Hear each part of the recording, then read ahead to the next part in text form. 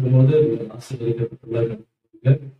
Okay, கடைசியாக நம்ம பார்த்த காரியம் என்ன? யார் மேல் கர்த்தர் பிரியமா இருப்பார்? உண்மையாய் நடக்கிறவங்க மேல் கர்த்தர் பிரியமா இருப்பார் என்று சொல்லி பார்த்தோம். எவைகள் எல்லாம் உண்மையா இருக்க வேண்டும் என்று சொல்லி பல காரியங்கள் சொன்னேன். முதலாவதாக தேவனை தொழுது கொள்கிற அந்த காரியத்துல உண்மையாளர்கள் என்று சொல்லி பார்த்தோம். இரண்டாவதாக கர்த்தருக்கு முன்பாக உண்மையாளர்கள் என்று சொல்லி பார்த்தோம். மூன்றாவது காரியமாக பேசுகிற வார்த்தையில் உண்மை இருக்க வேண்டும் என்று சொல்லி பார்த்தோம். நான்காவது காரியமாக நீங்கள் செய்கிற வேலையில தொழில உண்மையாளர்கள் என்று சொல்லி பார்த்தோம். ஐந்தாவதாக குடும்ப வாழ்க்கையில உண்மையாளர்கள், கணவன் மனைவி பிள்ளைகளை சேர்ந்த உண்மையாளர்கள் என்று சொல்லி பார்த்தோம். அதுக்கடுத்தது ஆறாவது காரியமாக பல விஷயங்கள உண்மையாளர்கள் என்று சொல்லி பார்த்தோம். ஊழியத்துல உண்மையாளர்கள் என்று சொல்லி பார்த்தோம். இதெல்லாம் பார்த்தோமா? ஓகே, அதுக்கடுத்து பார்த்தோம்ல, என்ன பார்த்தோம்? அவ்வளவுதானா? நீங்க போகிற சபைக்கு உண்மையாகுங்கள். மீட்டிங் பாத்தீங்களா? நீங்க போற சபைக்கு உண்மையாகுங்கள் என்று சொல்லி பார்த்தோம். அதுக்கடுத்தது உங்களை நடத்துகிற ஊழியக்காரர்களுக்கு உண்மையாகுங்கள் என்று சொல்லி பார்த்தோம். அதுக்கடுத்தது அரசாங்கத்துக்கு உண்மையாகுங்கள் என்று சொல்லி பார்த்தோம். அதுக்கடுத்தது ஏழைகளுக்கு தானம் தர்மம் செய்வதில் உண்மையாகுங்கள் என்று சொல்லி பார்த்தோம். இன்றைக்கு அதோட கூட இன்னொரு கடைசி பாயிண்ட் சொல்லிட்டு பிறகு புதிய தலைப்புக்கு நேராக ஆண்டவர் நடத்துவார்கள். ஆமென். ஓகே, அதாவது இன்னைக்கு 12வது காரியமாக பார்க்க போகிற காரியம் என்னன்னா, தேவன் கொடுத்த தாளந்துகளில் உண்மையாளர்கள். தேவன் கொடுத்த தாளந்துகளில் உண்மையாளர்கள். மத்திய சுவிசேஷம் எடுத்துக் கொள்ளுங்கள், 25வது அதிகாரம் எடுத்துக் கொள்ளுங்கள், 14 30 வரைக்கும் வாசிங்க. மத்தேயு 25வது அதிகாரம் 14 30 வரைக்கும்.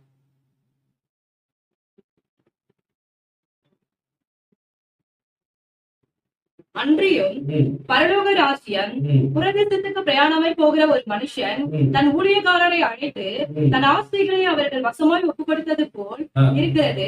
அவனவனுடைய திறமைக்கு தக்கதாக ஒருவனிடத்தில் 5 தாளந்தும், ஒருவனிடத்தில் 2 தாளந்தும், ஒருவனிடத்தில் 1 தாளந்துமாக கொடுத்து உடனே பிரயாணப்பட்டு போனான். 5 தாளந்தை வாங்கினவன் போய் அவைகளை கொண்டு வியாபாரம் பண்ணி வேறு 5 தாளந்தை சம்பாதித்தான். அப்படியே 2 தாளந்தை வாங்கினவனும் வேறு 2 தாளந்தை சம்பாதித்தான். 1 தாளந்தை வாங்கினவனோ போய் நிலத்தை தோண்டி என் எஜமானுடைய பணத்தை புதைத்து வைத்தான்.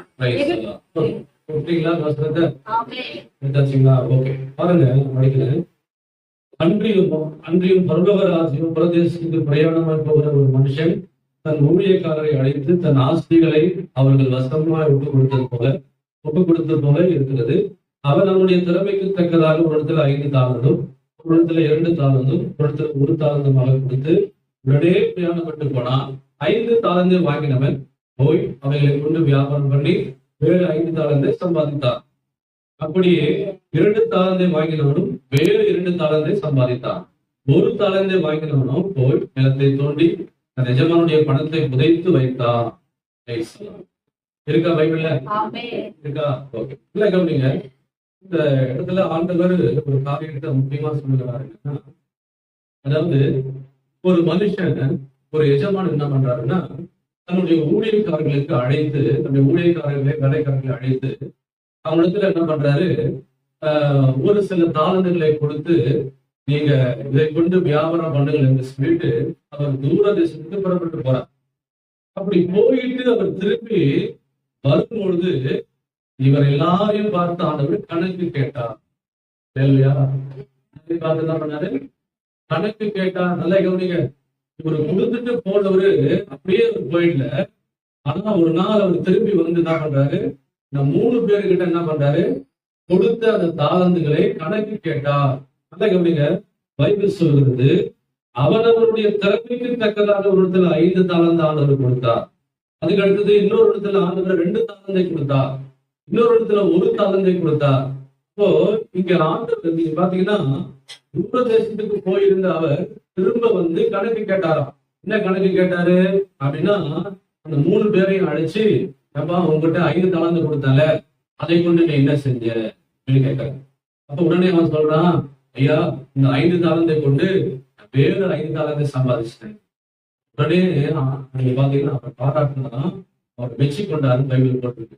அவர் அதாவது நல்லது உண்மை உத்தமம் உள்ள ஊழியக்காரனே என்று சொல்லி அவரை பாராட்டுகிறார்.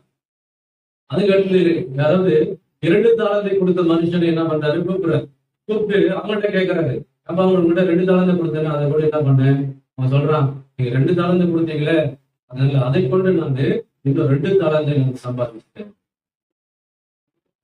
வெரி குட், நல்லது உண்மை உத்தமம் உள்ள ஊழியக்காரனே அப்படின்னு சொல்லிட்டு பாராட்டுகிறார். அதுக்கு அடுத்தது 1 தாளந்தை கொடுத்தவனுக்கு வர வந்தவனே நம்மகிட்ட கணக்கு கேட்கிறாங்க. 1 தாளந்தை கொடுத்தேன்னு அது என்ன பண்ணேன் சொல்றான், ஐயா நீ கடினமான மனுஷன், இருந்து போய் என்ன பண்ணிட்டேன், சோம்பேறித்தனமா நான் எதையுமே செய்யாதபடி நிலத்துல அதை புதைச்சு வச்சுட்டேன். பார்த்து கடிந்து கொண்டா திட்டாரு.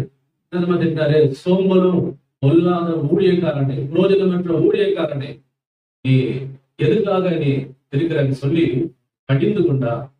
திட்டி அவனை என்ன சொல்றது, அவனை கடிந்து கொண்டா. அல்லேலூயா. நல்ல கவனிக்கிறதுல இருந்து என்ன தெரியுதுன்னா, தேவன் தம்முடைய பிள்ளைகளுக்கு ஆண்டவர் அவருக்கு தக்கதாக ஆண்டவர் தாளந்துகளை கொடுத்திருக்கிறார். அல்லேலூயா. அப்போ இந்த உலகத்துல அதாவது பிறந்து ஒவ்வொரு மனுஷனுக்குள்ள ஆண்டவர் ஒரு தாளந்தை வைத்துதான் அவங்களை இந்த உலகத்துக்கு கொண்டு வருகிறார். அல்லேலூயா. இப்போ தாளந்து இல்லாத மனுஷன் யாருமே கிடையாது. எல்லாருக்கும் ஆண்டவர் ஏதோ ஒரு தாளந்தை என்ன பண்றாரு வைத்திருக்கிற. சிலருக்கு நிறைய தாளந்து இருக்கிறது, சிலருக்கு 2 தாளந்து இருக்கிறது, சிலருக்கு 1 தாளந்து அப்படின்னு. ஆனா தாளந்து இல்லாத மனுஷன் யாரும் கிடையாது. நல்லா புரிந்து கொள்ளுங்க. தேவன் இந்த தேவன் கொடுத்த இந்த தாளந்தை அவர் என்ன எதிர்பார்த்தாருன்னா, அதை கொண்டு நீ என்ன செய்தா, நான் கொடுத்த அந்த தாளந்தை நீ அதை என்ன செய்தார், நீ எப்படி பயன்படுத்தினா என்று சொல்லி ஆண்டவர் ஒரு நாள் இடத்துல கணக்கு கேட்பார். அல்லேலூயா. புரிந்து கொள்ளுங்கள் உண்மையானவர்களே, தேவன் ஒவ்வொருவருக்கும் கொடுத்த அந்த தாளந்து அது கிஃப்ட். அல்லேலூயா. ஒரு கிஃப்ட் தேவன் அந்த பரிசாக கொடுத்திருக்கிறார். இன்னைக்கு அந்த தாளந்தை இன்னைக்கு உலகத்தான் அதை பயன்படுத்தி கொண்டிருக்கிறான். அவன் இன்னைக்கு தேவன் சிலருக்கு அழகான பாடுகிற தாளந்தை கொடுத்திருக்கிறார். அவங்க என்ன பண்றாங்க அப்படின்னா, அவங்க அதை பாடி பாடி பாடி பாடி அதை பிராக்டிஸ் பண்ணிட்டே இருக்கிறாங்க. ஒரு நாள் அந்த பாடல் பாருங்க, அந்த வாய்ஸ் பாருங்க அழகா இது மாறுகிறது. இன்னைக்கு உலகத்தான் அப்படிதான் இன்னைக்கு பயன்படுத்தி கொண்டிருக்கிறான். பணத்துக்காக பயன்படுத்தி கொண்டிருக்கிறான். அவங்களுக்கு எப்படி பிறக்கும் பொழுதே நம்ம அதெல்லாம் கற்றுக்கொண்டு வந்தானா, இல்ல அவன் பாடிக்கொண்டு வந்தானா? இல்ல. ஆனா அவன் என்ன பண்றான், பாடதான் ராகம் அப்படின்னு சொல்லுவாங்க இல்லையா?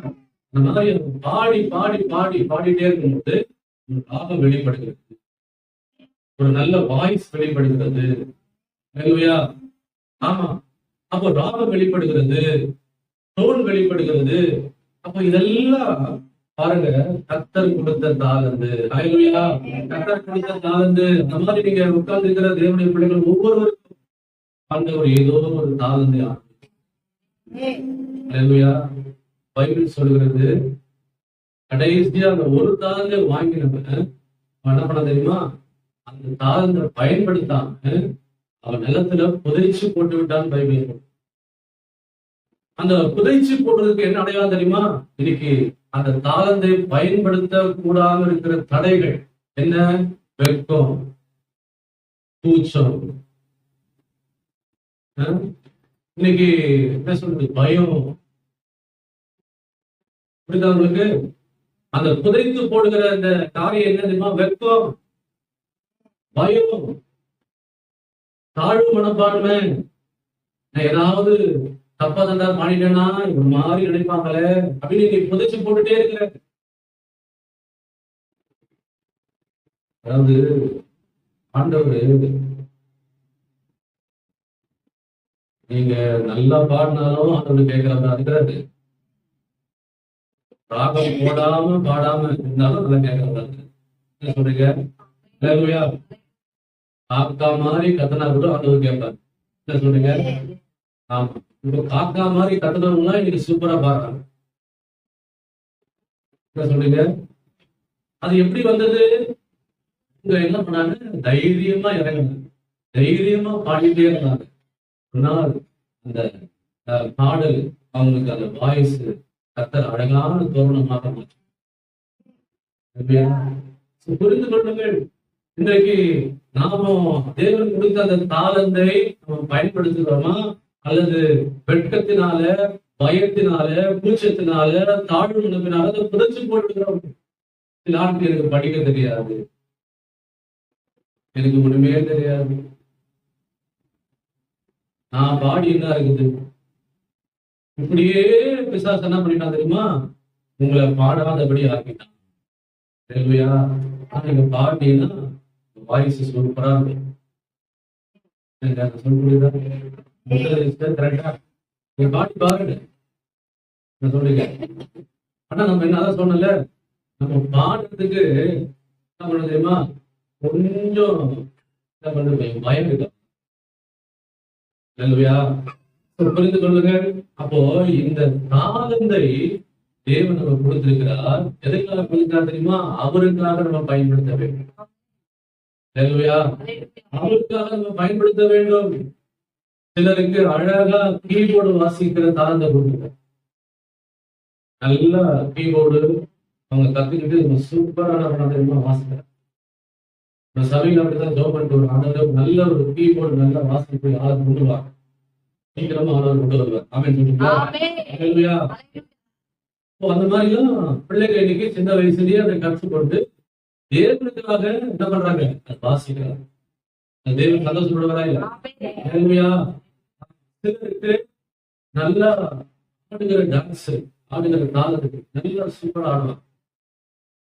பிள்ளைகள் எல்லாம் எடுத்துக்கோங்க, ஆடி நீங்க அவங்க ஆட கொடுக்கலாம் பாருங்க. ஆமா, சூப்பரா ஆடுவாங்க. இன்னைக்கு அதாவது இந்த சில்ட்ரன்ஸ் மினிஸ்ட்ரி நடக்கும்போது, கிறிஸ்துமஸ் செலிப்ரேஷன் நடக்கும்போது இந்த பிள்ளைங்க ஆடுவாங்க பாத்தீங்களா? அப்பதான் தெரியும் இந்த பிள்ளைங்க எவ்வளவு அழகா நல்லா ஆடுவாங்க. இது வரைக்கும் அது உட்காந்து சும்மா உட்காந்துருந்துச்சு. ஆனா அந்த விட்டு ஆட சொன்ன உடனே அழகா சூப்பரா ஆடு. ஹல்லேலூயா.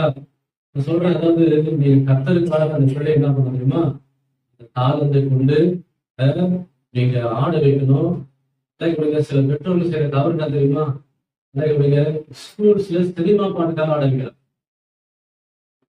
ஸ்கூல்ஸ்ல சினிமா பாட்டுக்காக ஆட வைக்கிறாங்க. நான் சொல்றேன், பெரிய டேஞ்சர். இந்த தேவன் கொடுத்த இந்த தாளத்தை நீ தவறாக பயன்படுத்திக் கொண்டு ஆண்டவர் ஒரு நாளை கணக்கு கேட்பா. உனக்கு எதுக்காக கொடுத்த? என் நாமத்தின் மகிமைக்காக நீ அதை பயன்படுத்துவதற்காக கொடுத்தா, யாரோ ஸ்கூல்ல ஒரு சினிமா பாட்டுக்காக நீ என்ன பண்ற? நீ உன் பிள்ளை ஆட வச்சிருக்கிறன்னு சொல்லி ஆண்டவர் உன்னை கடிந்து கொள்வா. ஹல்லேலூயா. புரிந்து கொள்ளுங்கள். அப்போ தேவன் கொடுத்த தாளந்துகள் நல்லா அழகா வரைவாங்க. பாத்துருக்கீங்களா? ஓவியம் வரைவாங்க பிள்ளைங்க. அதை நீங்க கர்த்தருக்காக அதை பயன்படுத்த செய்யணும். சிலருக்கு நல்லா அதாவது எழுதுகிற தாளந்து, சிலர் கோழிக்கு இருக்கிற மாதிரி இருப்பாங்க. படிச்சா எதுவுமே தெரியாது. சாட்சியெல்லாம் எழுதி போடுறாங்க. சாப்பிட்டெல்லாம் பாருங்க, ஒண்ணுமே புரியாது. சைன் மட்டும் போட்டுக்கிற மாதிரி இருக்கும். இது என்ன இது அப்படின்னு. சிலர் பாத்தீங்கன்னா அழகா முத்து முத்தா எழுதிருப்பாங்க. பாத்துட்டீங்களா? ஹல்லேலூயா. அது ஒரு தாளந்து.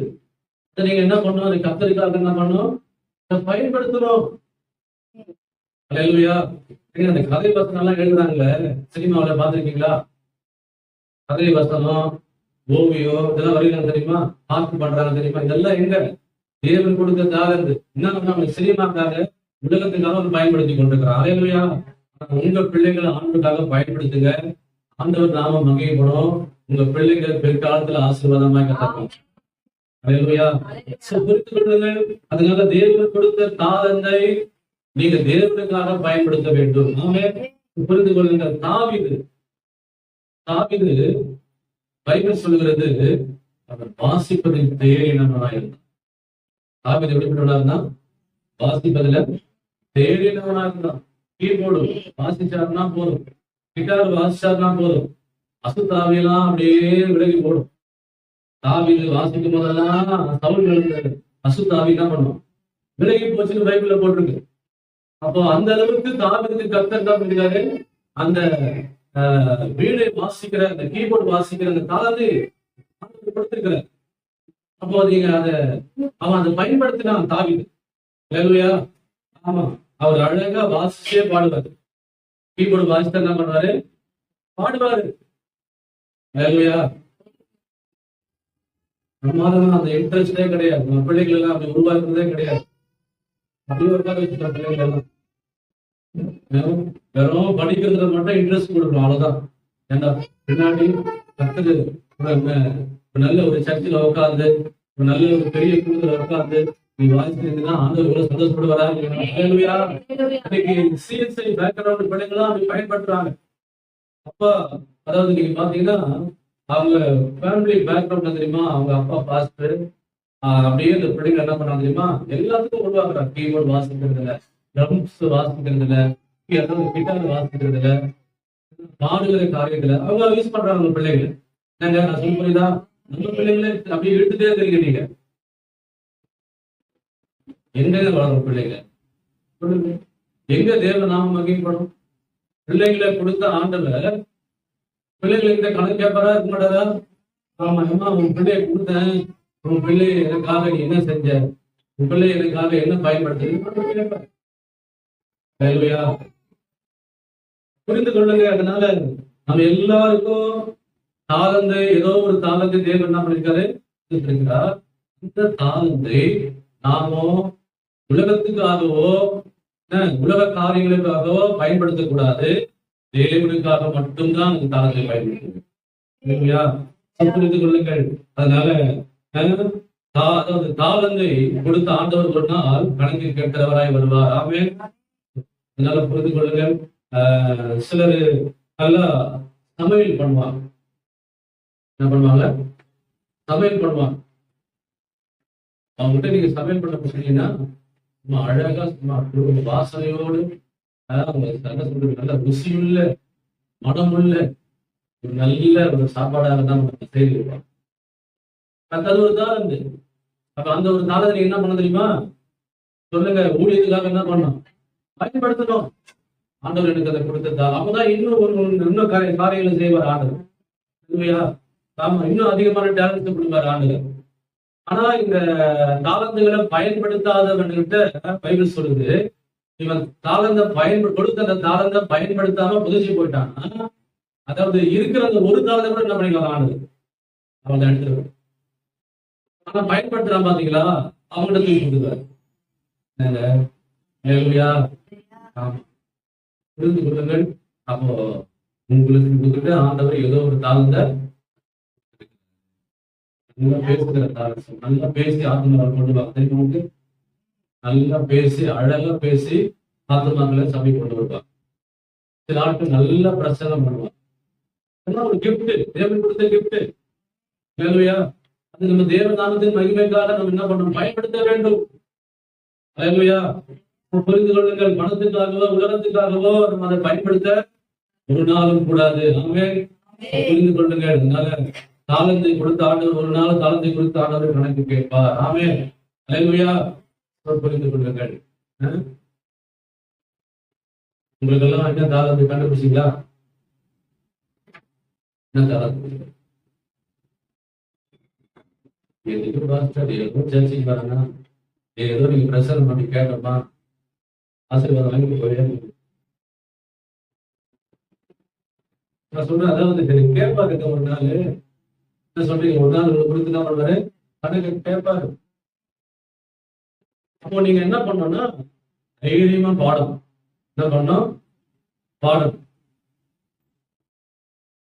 இன்னைக்கு ஃபாதர் பெர்கமன்ஸ் குறித்து இன்னைக்கு நிறைய பேரு அவங்க பிரச்சனை, அதாவது அந்த பாட்டு ஒரு தேவ பிரச்சனை அவங்க எல்லாரும் இன்னைக்கு ரசிக்கிறாங்க, கேட்டுக்கொண்டே இருக்கிறாங்க. இல்லையா?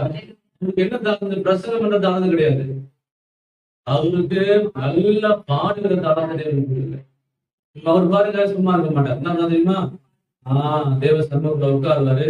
உட்கார்ந்து தேவ பிரச்சனத்துல நல்ல பைபிள் வாசிப்பாரு. பைபிள் வாசிச்சுட்டு அது என்ன ஆண்டவர் வெளிப்பாடு கொடுக்குறாரோ அதை எடுத்து என்ன பண்றாரு, பாடலாக பாட ஆரம்பிப்பார். அது மாத்திரம் இல்ல, அப்படி பாடிக்கொண்டே இருந்தாருன்னா அழகான ஒரு ரகத்தை அவர் கொடுக்கிறார். இப்படி எத்தனை பாட்டுகள் அவர் எழுதி ஜனங்களுக்கு எவ்வளவு ஆசீர்வாதமா அவர் மாற்றிருக்கிறார்.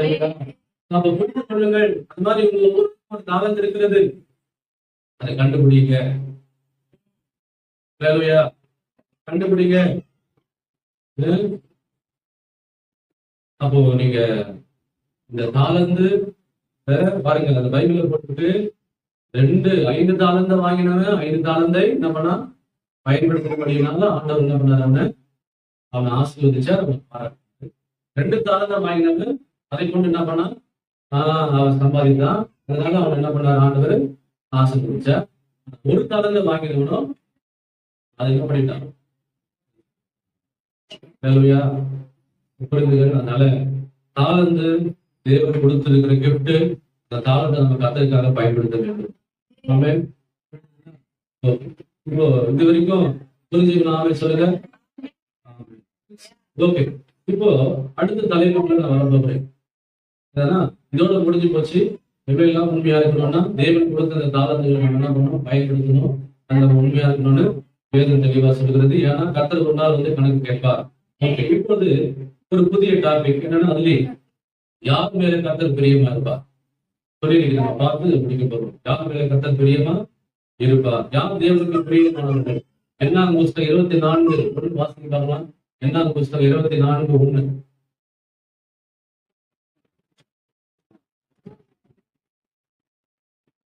இஸ்ரவேலை ஆசீர்வதிப்பதே கர்த்தருக்கு பிரியம் என்று பிலேயாம் கண்டபோது அவன் முந்தி செய்து வந்தது போல நிமித்தம் பார்க்க போகாமல் வனாந்திரத்துக்கு நேராக தன் முகத்தை திருப்பி. ஓகே, நல்ல கவனிங்க. பைபிள்ல போட்டிருக்கு, இஸ்ரவேலை ஆசீர்வதிப்பதே கர்த்தருக்கு பிரியம். அப்ப கர்த்தருக்கு எது பிரியம் சொல்லுங்க. இஸ்ரவேலை, தேவ ஜனங்களை ஆசீர்வதிப்பதே கர்த்தருக்கு பிரியம். அப்போ யார் மேல கர்த்தர் பிரியமா இருப்பார், முதல் பாயிண்ட். ஆசீர்வதிக்கிறவர்கள் மேல கர்த்தர் பிரியமா இருப்பார். யார் மேல கர்த்தர் பிரியமா இருப்பார் தெரியுமா? ஆசீர்வதிக்கிறவர்கள் மேல கர்த்தர் என்ன பண்ணுவாரா, பிரியமா இருப்பார். அப்போ உங்களை ஆசீர்வதிப்பதே கர்த்தருக்கு பிரியம். அப்ப நம்முடைய ஆண்டவர் நம்மை ஆசீர்வதிக்கிறவரா? நம்முடைய ஆண்டவர் எப்படிப்பட்டவர்? ஆசீர்வதிக்கிற ஆண்டவரா? நல்ல கவனிக்க. ஒரு சம்பவம் நடக்குதுன்னா, இஸ்ரவேல் ஜனங்கள், அதாவது நீங்க பாத்தீங்கன்னா பிரயாணமா கொண்டிருக்கிறார்கள். அப்பொழுது அவங்க ஒரு இடத்தை பாக்குறாங்க, தங்குவதற்கு ஒரு இடத்தை பாக்குறாங்க. என்ன இடம்னா, அதாவது மோவாப் சமவெளியில என்ன பண்றாங்க, அங்க பாளையம் பிறகு தங்கி இருக்கிறார்கள். யாரும் இஸ்ரவேல் ஜனங்கள், ஏராளமான ஜனங்கள். அப்போ இந்த மோவாப் ராஜா இதை பார்க்கிறார். நம்ம ஊர்ல இவ்வளோ ஜனங்க என்ன பண்றாங்க, வாசம் பண்ணுறாங்க, தங்கி இருக்கிறாங்க. அப்போ உடனே அவங்களுக்கு என்ன ஆகுதுன்னா பயம் உண்டாயிடுச்சு, கலக்கம் உண்டாயிடுச்சுன்னா இவங்க இருக்கிறவங்க எல்லாம் கொஞ்சம் பேர் தான். ஆனா அவங்க எகிப்துல இருந்து வந்த கூட்டம் சில ஜனங்கள் ஏராளமா இருக்கிறாங்க. அதனால இவங்க எங்க தஞ்சம் புகுந்தாங்கன்னா மோவாப் என்ற ஒரு சமவெளியில தஞ்சம் புகுறாங்க. அப்போ இந்த மோவாப்புடைய ராஜா பாலாக் என்ன பண்றான், இஸ்ரவேல் ஜனங்கள் ஏராளமாய் வந்தபடினால பயந்து போய் கலக்கம் அடைந்து, இவங்க எங்க நம்மள ஜெயிச்சிருவாங்களோ, நம்மள விரட்டிடுவாங்களோன்னு சொல்லி பயந்து போய் உடனே பிலேயாம் தீர்க்கதரிசியை அழைக்கலாம். உடனே யார் அழைக்கலாம்? பிலேயாம் தீர்க்கதரிசியை அழைக்கலாம். எதுக்காக அழைக்கலாம் தெரியுமா? அப்படின்னா பிலேயாம் தீர்க்கதரிசி யாரை ஆசீர்வதிக்கிறாரோ அவங்க ஆசீர்வதிக்கப்பட்டவர்கள், யார் சபிக்கிறாரோ அவங்க சபிக்கப்பட்ட ஜனங்களாய் மாறுவார்கள். அப்போ இதை அறிந்த பாலாக் ராஜா உடனே அந்த பிலேயாமை அழைத்து, எப்படியாவது இந்த ஏராளமாய் வந்திருக்கிற அந்த கூட்டம், அதாவது பைபிள் சொல்கிறது, இவங்க மாடு புல்லை மேய்கிறது போல இவங்க நமக்கு இருக்கிற எல்லாவற்றையும் மேய்ந்து போட போகிறார்கள். அதனால பயந்து நீ இப்போ என்ன பண்ணணும்னா இந்த ஜனங்களை சபிக்க வேண்டும் என்று சொல்றான். என்ன சொல்றா? ஆசீர்வதிக்கணும்னு சொல்லல, சபிக்கணும்னு சொல்லுகிறான். இப்போ உடனே நல்லா கவனிங்க. உடனே இது பல முறை இவன் கூலிக்காக என்ன பண்றான் தெரியுமா? கூலிக்காக லஞ்சம் வாங்கி இஸ்ரவேல் ஜனங்களை சபிப்பதற்காக வருகிறார். அப்படி வரும்பொழுது ஆண்டவர் அவனை தடுத்து நிறுத்துகிறார். அல்லேலூயா! ஆண்டவரை தடுத்து நிறுத்துகிறார். உடனே சொல்லுகிறார், நீ யாரை சபிக்க போறாய்? நீ யாரை சபிக்க போறாய்? அவங்க எல்லாம் என்னுடைய ஜனங்கள். அதனால ஆண்டவர் அந்த விஷயத்துல சபிப்பதற்கு ஆண்டவர் ஒரு நாளை இடம் கொடுக்கவே இல்லை. அல்லேலூயா! நம்முடைய ஜனங்களை சபிப்பதற்கு ஆண்டவர் ஒரு நாளை இடம் கொடுக்கவே இல்லை. நீங்க என்னாவது புஸ்தகம் 22:12 வாசிப்பாங்க. என்ன போட்டு பாருங்க. ஆண்டவர் சொல்றாரு, என்னாவது புஸ்தகம் 22:12. அதற்கு தேவன் பிலேயாமை நோக்கி, நீ அவர்களோட போக வேண்டாம், நீ அவர்களோடு போக வேண்டாம், ஜனங்களை சபிக்கவும் வேண்டாம், இந்த ஜனங்களை சபிக்கவும் வேண்டாம், அவர்கள் ஆசீர்வதிக்கப்பட்டவர்கள். அவர்கள் ஆசீர்வதிக்கப்பட்டவர்கள். இருக்கா பைபிள்ல? இருக்காங்க பைபிள்ல? அவங்க ஆசீர்வதிக்கப்பட்ட ஜனங்கள். நீ அவங்களை சபிக்க கூடாது. அது அவங்க என் ஜனங்கள். அதனால நீ சபிக்க போகக்கூடாதுன்னு சொல்லுறாங்க. ஆமென். அப்போ புரிந்து கொள்ளுங்கள். அப்போ இஸ்ரவேலை ஆசீர்வதிப்பதே கர்த்தருக்கு பிரியம். ஆமென். அப்போ நம்முடைய ஆண்டவர் எப்படிப்பட்டவர் அப்படின்னா, நம்மை ஆசீர்வதிப்பதற்காக தான் கர்த்தர் நம்மை தெரிந்து கொண்டிருக்கிறார். என்னது? எதுக்காக நம்ம தெரிந்து கொண்டிருக்கிறாரு? நம்மளை ஆசீர்வதித்து இந்த பூமியில நல்லா வைப்பதற்காக தான் கர்த்தர் நம்மை தெரிந்து கொண்டிருக்கிறார். அல்லேலூயா!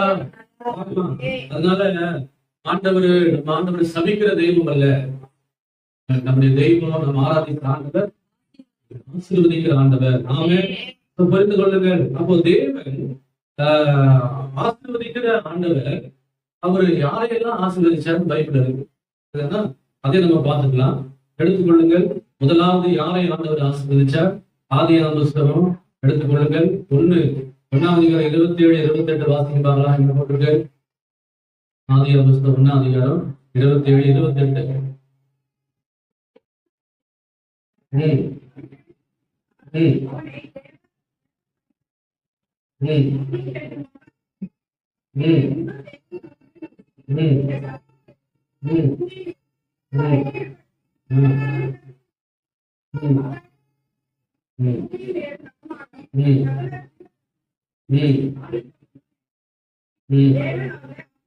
தேவன் அவர்களை ஆசீர்வதிச்சார். எங்க பைபிள்ல இப்போ எல்லாவற்றையும் சிருஷ்டித்த ஆண்டவர் முதலாவது யாரை ஆசீர்வதிச்சார்? மரபை ஆசீர்வதிச்சார். மனுஷனை தான் ஆசீர்வதிச்சார். முதல் யார் ஆசீர்வதிச்சாரு? ஆண்டவர் எவ்வளோ படைத்த சிருஷ்டிப்புகள் ஏராளமா இருந்ததுல. என்ன சொல்லி இருந்ததா? வானம் இருந்தது, பூமி இருந்தது, ஆகாய விரிவு ஆண்டவர் படைச்சாரு. அதுக்கு அடுத்தது என்ன சொல்றது, ஜீவ ஜந்துகள் படைச்சாரு, மிருகங்கள் ஆண்டவர் படைச்சாரு, ஏராளமான பிராணிகள் படைச்சாரு. ஆனா பைபிள்ல போட்டிருக்கு, ஆனா ஆண்டவர் யாரை முதலாவது ஆசீர்வதிச்சார்? மிருகத்தை ஆசீர்வதிக்கல, மனுக்குலத்தை தான் ஆண்டவர் ஆசீர்வதிச்சார். தேவன் படைத்த படைப்புகளிலே சிறந்த படைப்பு மனுஷ படைப்பு தான். அதுக்காக நீங்க ஆண்டவருக்கு நன்றி சொல்லணும். ஆமா, அதனால ஆகாயத்து பட்சிகளை பார்க்கணும், நீங்கள் விசேஷமானவர்கள் ஆண்டவர் சொல்றாரு. ஒரு மனுஷனா படைத்ததுக்காக ஆண்டவருக்கு நீங்க என்ன பண்ணணும்? நன்றி சொல்லணும். அதனால ஆண்டவர் எனக்கு கருப்பா பிறக்க வச்சுட்டாரு, எனக்கு உள்ளமா பிறக்க வச்சுட்டாரு, நான் தடிப்பா பிறந்துட்டேன் அப்படின்னு தயவு செஞ்சு தாழ் மனப்பாடும் இருக்காதீங்க. நான் சொல்றேன், எல்லா படைப்புகளையும் பார்க்கலாம் சிறந்த படைப்பு மனுஷ படைப்பு.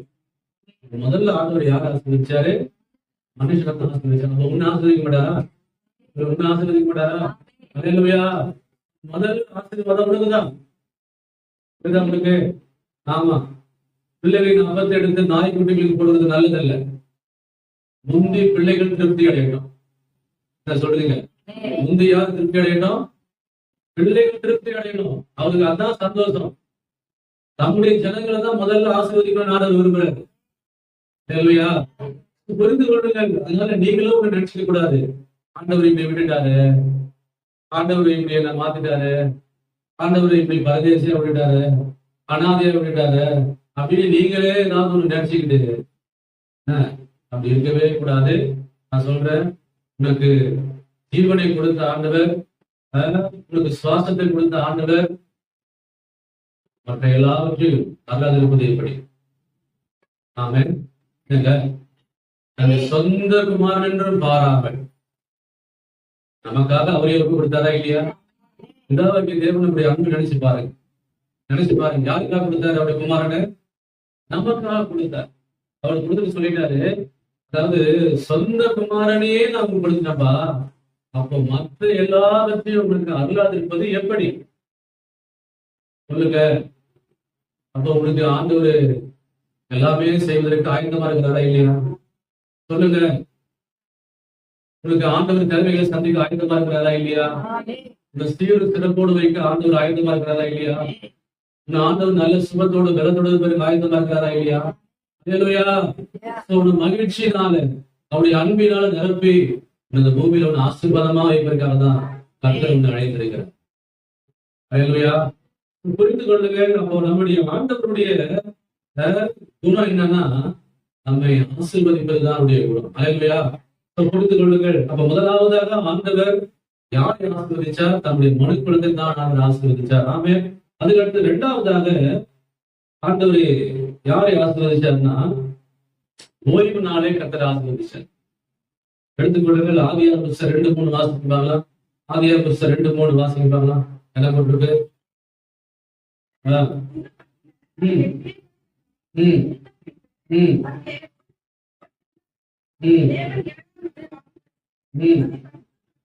பாத்தீங்களா? அப்போ தேவன் தாம் சிருஷ்டித்து உண்டுபடின தம்முடைய கிரிகள் எல்லாம் முடிந்த பின்பு அதை ஓய்ந்திருந்தபடியால் எதை ஆசீர்வதிச்சானா? தேவன் 7ஆம் நாளை ஆசீர்வதித்து அதை பரிசுத்தமாக்கினார். ஓய்வு நாள் ஆசீர்வதிச்சாராம். ஓய்வு நாள் ஆசீர்வதிச்சாருன்னா அது முக்கியமா இல்லையா? நாங்க ஃபர்ஸ்ட் மனுஷனை ஆசீர்வதிச்சாரு, அப்ப நம்ம ஆசீர்வதிப்பார் ஆடு. சரிதானா? அதுக்கு அடுத்தது எதை ஆசீர்வதிச்சாருன்னா ஓய்வு நாளை ஆசீர்வதிச்சார். ஓய்வு நாள் எவ்வளவு முக்கியன்றத இப்ப தெரியுதா? அல்லேலூயா. பைபிள்ல போட்டிருக்கு, அந்த 7ஆம் நாளை ஆசீர்வதித்து அதை பரிசுத்தமாக்கினார். அப்போ யாரும் இந்த ஓய்வு நாளை அலட்சியம் பண்ணக்கூடாது. சொல்ல புரியுது? ஆமா. கர்த்தருடைய அந்த நாளை யாரும் அசட்டப்படக்கூடாது. ஏன்னா பைபிள் சொல்லுகிறது, ஆண்டவர் அந்த ஓய்வு நாளோடு நீ கூடி வரும்பொழுது கர்த்தர் உங்களை வெறுமையா அனுப்ப மாட்டானா, உன்னை ஆசீர்வதித்து அனுப்புவார். அல்லேலூயா. எவ்வளவு முக்கியம் இல்ல? முக்கியமா இல்லையா? இன்னைக்கு நிறைய பேர் இந்த ஓய்வு நாள் என்ன பண்றாங்க தெரியுமா? அலட்சியம் பண்ணி விட்டு விடுகிறார்கள். அதனாலதான் வாழ்க்கையில உயர்ந்த நிலைமைக்கு போக முடியல. தேவன் எதிர்பார்க்கிற ஆசீர்வாதத்துக்கு நேராக அவங்களை போக முடியல. ஏன்னா அந்த ஓய்வு நாளை அலட்சியம் பண்ணுகிறபடி, ஏன்னா அந்த ஆசீர்வாதத்தை அவங்க இழந்து போறபடினால அதை என்ன பண்ணிருக்காங்கன்னா ஆசீர்வாதத்தை இழந்து. ஆமென். சொல்றேன், இங்க உட்கார்ந்துருக்கிற எல்லாருக்கும் ஆண்டவர் சொல்றாரு, ஆண்டவர் 2வது காரியமா எதுன்னு ஆசீர்வதிச்சாங்க? ஓய்வு நாளதான் ஆசீர்வதிச்சாங்க. அதுக்கு முக்கியத்துவம் கொடுங்க. தேவனுக்கு முக்கியத்துவம் கொடுங்க. ஓய்வு நாளுக்கு வந்து தேவனை ஆராதித்து ஆண்டவரை மகிமைப்படுத்துங்கள். அதுதான் தேவனுக்கு கொடுத்த கட்டளை. அல்லேலூயா. ஆமா. எக்காரணத்தை கொண்டு அது என்ன பண்ண தெரியுமா? நீங்க சொல்லுங்க. மிஸ் பண்ணவே கூடாது. ஓய்வு நாளை மிஸ் பண்றவன் வாழ்க்கையில உயர்ந்து வரவே முடியாது. பைபிள் சொல்கிறது, நல்லா கவனிங்க, ஓய்வு நாளை யாரெல்லாம் மனமகிழ்ச்சி நாளாக எண்ணுகிறார்களோ அவர்களை மகிழ்ச்சியாய் கர்த்தர் மாற்றுவார். இருக்கா பைபிள்ல? ஆமா. புரிந்து கொள்ளுங்கள். உங்க பிள்ளைங்களுக்கு சொல்லிக் கொடுக்கணும். நீங்க என்னங்க? ஆமா. நமக்குப்பா ஞாயிற்றுக்கிழமை தோறும் நம்ம சர்ச்சுக்கு போய் தேவனை ஆராதிக்கணும், தேவனுடைய கட்டளை நிறைவேற்றணும், அவர் சொல்றபடி நம்ம நடக்கணும் அப்படின்னு சொல்லி என்ன பண்ணணும்? அவர்களே கூட்டிக் கொண்டு வரணும். ஆமா. நீங்க வந்துட்டு பிள்ளைகளை விட்டு வந்துடக்கூடாது. எல்லாரும் வந்து என்ன பண்ண தெரியுமா? அந்த நாள்ல மகிழ்ச்சியோடு கர்த்தர் என்ன பண்ணோம்? ஒருமித்து அவரை ஆராதித்து அவரை சந்தோஷப்படுத்துகிறது தான் கர்த்தர் நம்மை மகிழ்ச்சியாய் ஆசீர்வதிக்கிறார். அல்லேலூயா. நிறைய பேர் வாழ்க்கையில முகம் அப்படியே ஒரு மாதிரி துக்கம், சிரிப்பே இல்லை. வாழ்க்கையில சிரிப்பே இல்லை. ஏதோ வேலை செய்யற பாஸ்டர், ஏதோ நேரம் கிடைச்சா பாஸ்டர், ஏதோ லேட்டா வந்தாலும் சீக்கிரம் வந்துட்டு சொல்லுங்க காலையில் எழுந்து போயிட்டு நான் சொல்றேன், ஓய்வு நாளை ஆசரிப்பாயாக. பைபிளை கிளீனா போட்டுங்க, ஓய்வு நாளை ஆசரிப்பாயாக. ஆமா, ஆரம்பம் முதல் முடிய வரை எங்கதான் இருக்கணும், கால் இங்கதான் இருக்கணும், வேற எங்கேயும் போகவே கூடாது. அப்படி இருக்கிறவங்க தான் கர்த்தர் மன மகிழ்ச்சி நாளாக மாற்றி யாக்கோபுடைய சுதந்திரத்தை அவங்களை கொடுத்து பூமியில உயர்ந்த ஸ்தானத்துல கொண்டு போய் அவங்களை நிறுத்துவான். படிக்கும் போது நமக்குள்ள ஒரு வைராக்கியம் வேணுமா? எதுக்கோ ஓடுறோம்.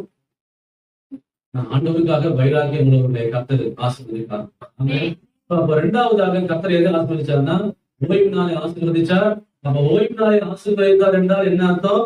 அது ரொம்ப முக்கியம் என்று அர்த்தம். அல்லேலூயா. அதுக்கு அடுத்தது யாரை ஆசீர்வதிச்சார்? மூன்றாவது நோவாவை கர்த்தர் ஆசீர்வதிச்சார். ஆதியாகம புஸ்தகம் 9ஆம் அதிகாரம் 1-2 வாசிக்கலாம். என்ன போட்டிருக்கு? ஆதியாகம புஸ்தகம் 9ஆம் அதிகாரம் 1-2.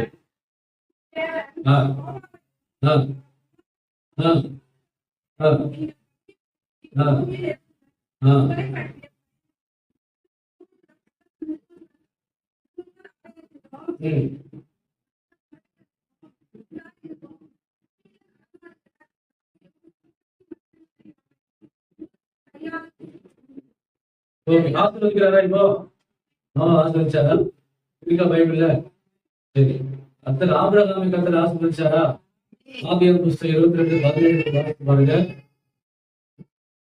ஆபிரகாமை கர்த்தர் ஆசீர்வதிச்சார்.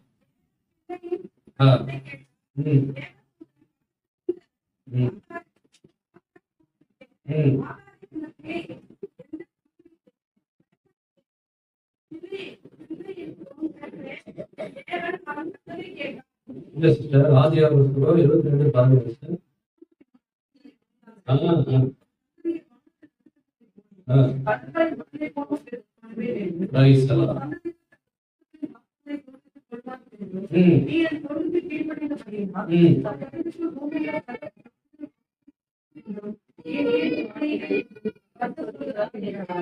அப்ப ஆபிரகாமை ஆசீர்வதிச்சாரா? அதுக்கடுத்தது யார் ஆசீர்வதிச்சாரு? ஈசாக்கு ஆசீர்வதிச்சார் ஆண்டவர். ஆதியாகம புஸ்தகம் 22:12 நீங்க வாசித்து பாருங்க. ஈசாக்கை கர்த்தர் ஆசீர்வதிச்சார். ஆதியாகம புஸ்தகம் 22:12.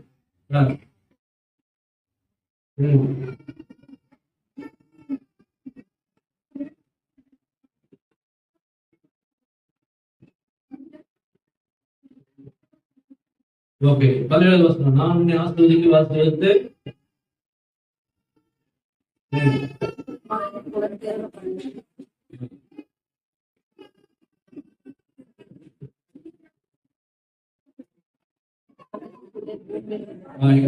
இது வாசகம் 26:12 வாசகம். 26:12.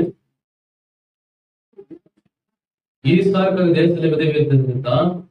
கர்த்தர் அவரை ஆசீர்வதித்ததால ஒரு மடங்கு தானா? அப்போ யார் ஆசீர்வதிச்சாரா? அடுத்தது ஈசா ஆசீர்வதிச்சாரா? ஓகே, அதுக்கு அடுத்தது யார் ஆசீர்வதிச்சார்? யாக்கோபை கர்த்தர் ஆசீர்வதிச்சார். ஆதியாகம புஸ்தகம் 35:9 வாசிங்க. 35:9.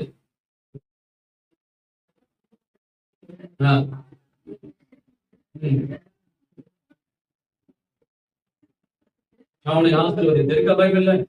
அப்ப யார் ஆசீர்வதிச்சாரு? அடுத்தது யாக்கோபு ஆசீர்வதிச்சார். அதுக்கு யோசேப்பை ஆசீர்வதிக்கிறார். எப்படி ஆசீர்வதிமா? பார்வோனுக்கு அடுத்ததாக உயர்த்தி ஆசீர்வதிச்சார். ஆதியாகம 41:43 நீங்க வாசித்து பாருங்க. யோபுவை கர்த்தர் ஆசீர்வதிச்சாரா? எப்படி ஆசீர்வதிச்சாரு? யோபுவை 42:12 என்ன போட்டு பாருங்க. யோபு 42:12.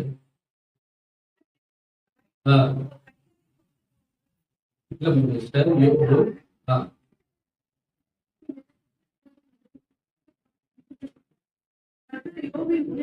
கர்த்தர் யோபின் முன்னிலைமையை பார்க்கிறோம். பெண்ணிலுமே ஆசீர்வதிச்சாரு. இருக்கா பைபிள்ல? அப்போ யோபு கர்த்தர் எப்படி ஆசீர்வதிச்சாரு? முன்னிலுமே பார்க்கல ஒரு பெண்ணிலுமே ரெட்ட தலையாக கர்த்தர் ஆசீர்வதிச்சார். அல்லேலூயா. இதெல்லாம் நம்ம பார்க்கிறோம். இதுல இருந்து நம்ம என்ன கற்றுக்கொள்கிறோம்? என்ன புரிகிறது? நம்ம ஆண்டவர் எப்படிப்பட்டவர்? நம்மை ஆசீர்வதிக்கிற ஆண்டவர். அல்லேலூயா. ஆசீர்வதிக்கிற ஆண்டவர். அப்ப இவங்களெல்லாம் ஆசீர்வதிச்சாரு, உங்களை ஆசீர்வதிக்க மாட்டாரா? அல்லேலூயா. சொல்லுங்க, உங்களை ஆசீர்வதிக்க மாட்டாரு? ஆமா. அதனால இந்த பூமியில நீங்க சீரும் சிறப்போடு இருந்து கர்த்தரை உங்களை பலமாய் ஆசீர்வதிக்கிறார். ஆமா. அதனால இவங்க இந்த இவங்களெல்லாம் கர்த்தரை ஆசீர்வதிக்கிறதுக்கு ஒரு காரணம் தெரியுமா? அவங்க எல்லாம் தேவன் பக்கமா இருந்ததுனாலதான் அதெல்லாம் கர்த்தர். ஆமே. புரிந்து கொள்ளுங்கள். அப்போ தேவன் நம்மை ஆசீர்வதிக்கிற ஒரு தெய்வமா இருக்கிறாரு. அப்போ நீங்க அந்த ஆசீர்வாதத்தை எதிர்பார்த்து கொள்ளுங்க. எதிர்பார்த்துருக்கீங்களா? அல்லேலூயா. இன்னைக்கு வந்திருக்கீங்க, கர்த்தர் உங்களை ஆசீர்வாதத்தை அனுப்புவாரா? அனுப்ப அனுப்புவாரா? கண்டிப்பா அனுப்புவார். அல்லேலூயா. ஆமா. தேவன் சபையில உலாவுகிற ஆண்டவர். அல்லேலூயா. ஆமா. அப்போ உங்களுக்கு என்ன தேவை அப்படின்னு ஆண்டவர் அறிந்திருக்கிறவராயிருக்கு. ஒருவேளை நீங்க துக்கத்தோடு வந்தீங்கன்னா போகும்போது சந்தோஷமா போவீங்க. ஒருவேளை நீங்க வலியோடு வந்திருந்தீங்கன்னா அந்த வலியெல்லாம் நீங்கி சுகமாய் போவீங்க. அல்லேலூயா. ஒருவேளை நீங்க பிரச்சனையோடு வந்தீங்கன்னா அந்த பிரச்சனையெல்லாம் நீங்கி சமாதானத்தோடு போவீங்க. அல்லேலூயா. ஒருவேளை நீங்க பிள்ளை இல்லாம வந்தீங்கன்னா கர்த்தர் உங்களுக்கு பிள்ளைய கையில கொடுத்து ஆசீர்வதிப்பார். அல்லேலூயா.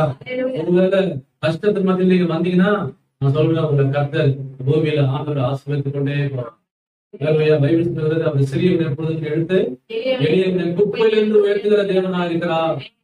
இந்த மாதிரி உங்களை ஆண்டவர் உங்களை ஆசீர்வதிக்கும் போது எப்படி ஆசீர்வதிப்பார்னா, ஆண்டவர் இந்த பூமியில நீங்க நல்ல நிலைமையோடு ஆசீர்வாதமா என்ன பண்ணுவீங்க? நீங்க இருப்பீங்க. ஆண்டவர் நிச்சயமா உங்களை ஆசீர்வதித்தார். ஆமென். அல்லேலூயா. புரிந்து கொள்ளுங்கள். சரி, அதுக்கு அடுத்தது இந்த ஆசீர்வாதத்துல சில நேரத்துல நம்ம என்ன நினைக்கிறோம்னா, காரு, பங்களா, பணம், நகை இது இருந்தாதான் ஆசீர்வாதம் நினைக்கிறாங்க. கார் இருந்தா இப்படி ஆசீர்வாதம், பணம் இருந்தா ஆசீர்வாதம், நகை இருந்தா ஆசீர்வாதம். நகை அது மட்டும் இல்லை, சொல்ல புரியுதா? அதுவும் தான், அதுவும் இருக்கு. ஆனா அது மட்டும் ஆண்டவர் ஆசீர்வதிக்கிறவர் இல்லை. அல்லேலூயா. அது 3 விதமான ஆசீர்வாதம் சொல்ல போகிறேன். அதை கொஞ்சம் கவனமா கேளுங்க. அதாவது ஆண்டவர் 3 விதமான ஆசீர்வாதம் நம்ம கொடுத்து நமக்கு அனுப்புகிறார். என்ன ஆசீர்வாதம்? முதலாவதான உலக பிரகாரமான ஆசீர்வாதம். என்ன ஆசீர்வாதம்? உலக பிரகாரமான ஆசீர்வாதம். அதாவது இன்மைக்குரிய ஆசீர்வாதம். அது என்ன ஆசீர்வாதம் அப்படின்னா, கையின் பிரயாசத்தை கர்த்தர் ஆசீர்வதிப்பார். என்ன சொல்வார் ஆண்டவர்? கையின் பிரயாசத்தை ஆசீர்வதிப்பார். உங்களுக்கு அப்போ பொருளாதாரம் உயருமா? உயராது. பொருளாதாரத்துல உயர்வு நிச்சயமா உங்களுக்கு உண்டாகும். இல்லையா? நீங்க ஒரு நாள் நீங்க பசியோடு கஷ்டத்தோடு இருந்த நிலைமை மாற்றி ஒரு நாள் அநேகர்களுக்கு கொடுக்கத்தக்க அளவுக்கு உங்களை தேவன் ஆசீர்வதிப்பார். ஆமென் சொல்றீங்க? ஆசீர்வதிப்பார். தரித்திரனை கர்த்தர் செழிக்கப்பட்டவர். பொருளாதார ஆசீர்வாதம் நமக்கு கண்டிப்பா உண்டாகும். பூமியில ஆண்டவர் ஆசீர்வதிக்கிற தெய்வமா இருக்கிறார். மாத்திரமல்ல, நல்லா இருக்க, அதுக்கடுத்து போட்டிருக்கு, குடும்பத்துல உங்களுக்கு சமாதானத்தை கொடுத்து ஆசீர்வதிப்பார். குடும்பத்துல சமாதானம் முக்கியமா இல்லையா? ஆமா. சிலருக்கு பணம் இருந்து சமாதானம் இல்லை, நல்ல வீடு இருந்து சமாதானம் இல்லை, நல்ல நகை இருக்கு, சொத்து இருக்கு, வீட்டுல சமாதானம் இல்லை. சமாதானம் இல்லைன்னா என்ன ஆகும்? சொல்லுங்க. மனுஷன் வாழ முடியுமா அந்த பூமியில? சமாதானம் இல்லாம மனுஷன் வாழ முடியுமா? மனுஷன் வாழ முடியும். சமாதானம் ஒண்ணுக்கு எனக்கு ஆண்டவர் கொடுக்குறது அப்படின்னாலதான் கஞ்சோ கூழோ பிரியாணியோ சாப்பிட்டு என்ன பண்றோம்? நன்றி சொல்றோம். கரெக்டா நான் சொல்றீங்களா? சமாதானம் மாத்திரம் இல்லை என்றா நாம நேரம் இருக்க மாட்டோம். அல்லேலூயா. புரிந்து கொள்ளுங்கள், அப்பேற்பட்ட ஆசீர்வாதம் தேவன் நம்ம கொடுத்துட்டார். சோதரம் அல்லேலூயா. நீங்க உங்க குடும்ப சமாதானமா இருப்பதற்கு தேவன் தான் காரணம். அதுக்கு அடுத்தது குடும்பத்துல மகிழ்ச்சியை தந்து ஆண்டவர் ஆசீர்வதிக்கிறார். அல்லேலூயா. அது மாத்திரமல்ல, ஞானம் தந்து ஆசீர்வதிக்கிறார். ஞானம் ஞானம் ரொம்ப முக்கியமா இல்லையா?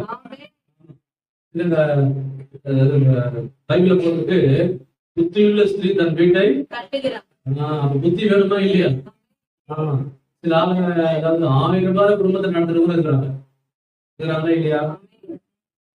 சொல்லுங்க. சிலர் வந்து ஆடம்பரமா நடத்திட்டு என்ன பண்ணுவாங்க?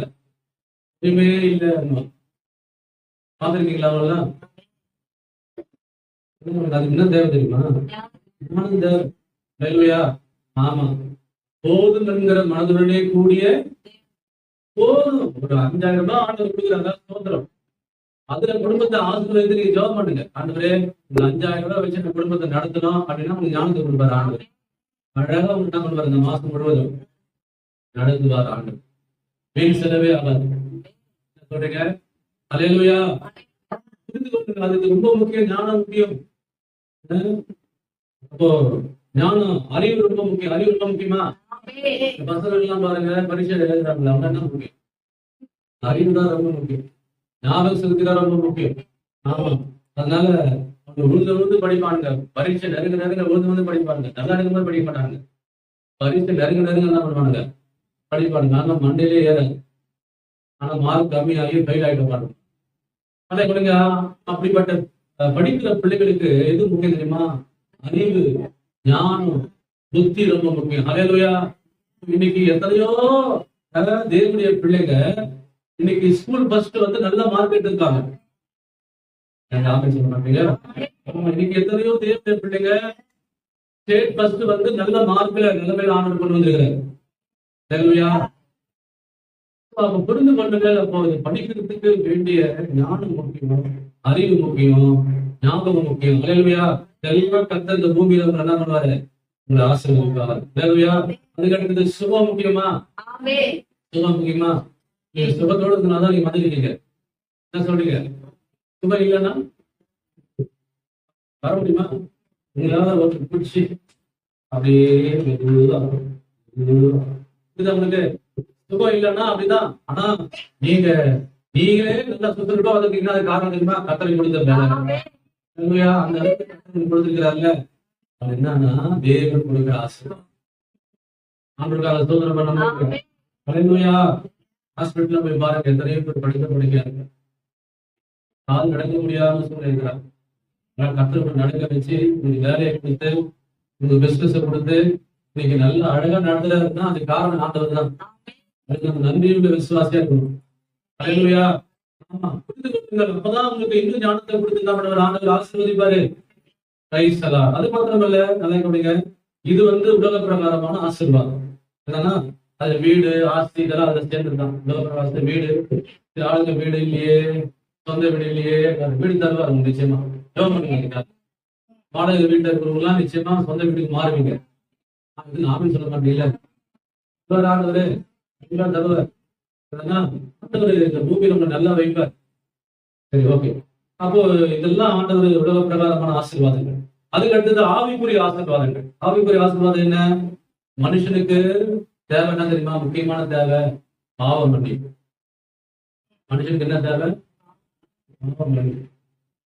பாவ மன்னிப்பை பெற்றுக் கொண்டாதான் மோட்சத்துக்கு போக முடியும். இல்லையா? அதனால இந்த பாவ மன்னிப்பை பெற்றுக் கொள்ளாம அந்த பரிசுத்தமுள்ள நகரத்திற்கு போகவே முடியாது.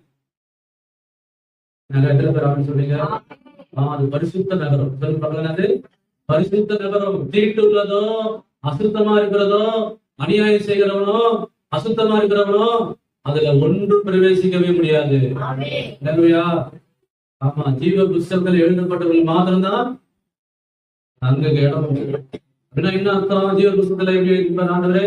ஒரு மனுஷன் பாவம் மன்னிப்பை பெற்றுக்கொண்டு ரட்சிப்பு அடையும் போதுதான் அவன் பேர் ஆண்டவர் ஜீவ புஸ்தகம்.